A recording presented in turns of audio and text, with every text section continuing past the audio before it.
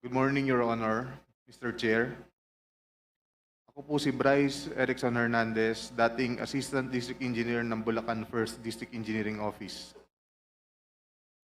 Ako po ay na-contempt kahapon sa Senate Blue Ribbon Committee.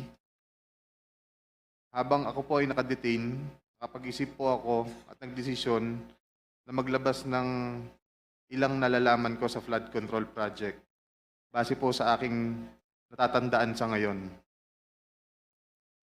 Tama po si Senator Lacson na ang mga engineers ng DPWH ay tila naging legman o bagman na lang. Kung tatanungin niyo po ako kung sino o kanino kami naging bagman, sasagutin ko na po ngayon. Sabi ni Senator Marcoleta kahapon, ligtas ka na. Hindi po ito totoo. Si Senator Jinggoy Ejercito Estrada, Senator Joel Villanueva, Yusek Robert Bernardo, at D. Alcantara. Si Senator Jinggoy po ay nagbaba ng 355 million ngayong 2025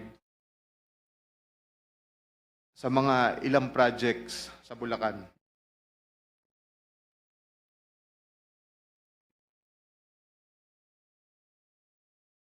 At ang sabi po ng boss ko dito ay 30% ang commitment dito. Ang mga projects po na to ay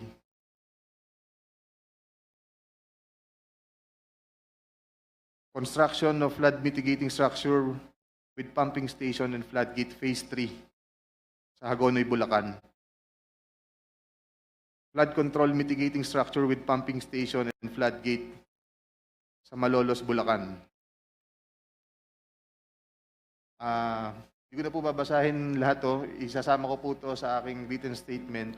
No, mahalaga pong basahin yung buong listahan ng mga proyekto.